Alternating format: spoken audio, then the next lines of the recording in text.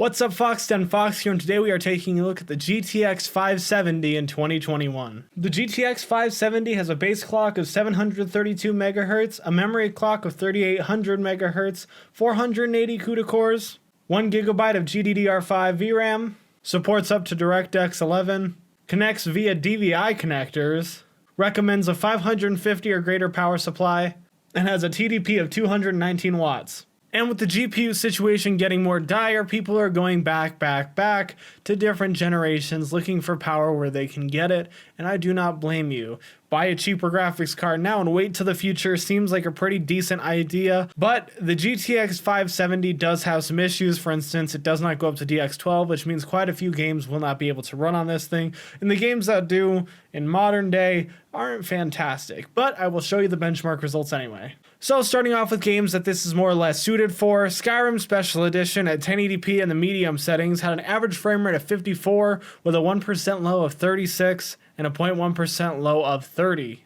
Now the game did recommend for me to run it at low, however I ignored this and went up to medium because low was hitting a solid 60 FPS and I wanted to push the card a little bit. However, if you do want a closer to 60 FPS experience, switching to low settings should get you there, or maybe taking down the resolution if you really want a solid 60 FPS. The Witcher 3 next, at 1080p with everything on low, including post-processing, had an average frame rate of 42 with a 1% low of 34 and a 0.1% low of 22. This game ran surprisingly well and still looks quite good at low if I do say so myself. However, you will not be able to get a 60 FPS experience in this game unless you drop the resolution. The most recent game that still supports DX11 is Outriders, and I tested that today at 720p with 75% resolution scaling. At the low settings, we averaged 29 FPS with a 1% low of 10 and a 0.1% low of 3. And as I've said about 100 times in all of my videos, those 0.1% lows are just Outriders and not the GPU itself. Outriders is just a very stuttery game, even on my 12-core 5900X and 3080. But if you want to kick back and watch some video games instead of play them, feel free to look at my channel, Yeah Fox. It's a Let's Play channel, and we have done our first campaign playthrough of Halo 5 over there. Up next, I decided to jump the gun and go with PUBG, and I was utterly surprised at how well it ran at full 1080p, granted with everything on the lowest possible settings. We hit an average frame rate of 60.6, which is very impressive on an aging card like this.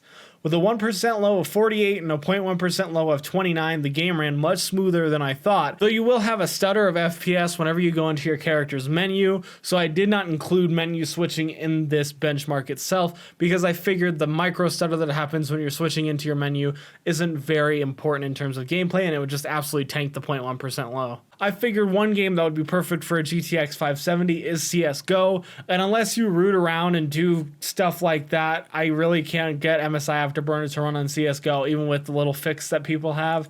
So I decided to just say here, take a look at the Csgo gameplay and see if this frame rate is something that you would like. In terms of actual gameplay, it ran quite well at over 100 FPS, sometimes hitting the 200s, and I think that that is a sweet spot for low-end gaming. You shouldn't expect more, but any less in CSGO and you start to feel the frame differences in game. However, this was against bots, which is more CPU intensive, but the entire game itself is more CPU intensive as it is, and I was just very impressed overall at how this card ran CSGO. Looking back at this gameplay, I didn't realize how bad I was at this game until I watched myself play it, even though I have a tiger tooth. Anyway, GTA 5 last. Now I was impressed by this as well. I had a few settings on high, namely texture resolution and I believe shadow resolution. I was able to turn MSAA up to 2 times, and we were able to get an average of 59.6 or 60 FPS if you round up, with a 1% low of 48 and a 0.1% low of 35.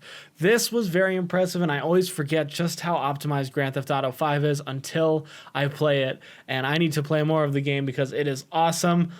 That was all the benchmarks that I had for you today, so I hope you enjoyed the video. Like I said, please check out the Let's Play channel if you like me, because it is definitely going to be like how Tech used to be back in the day. For you new subscribers out here, was there like over 100 of you that have never seen my Let's Plays from back in the day?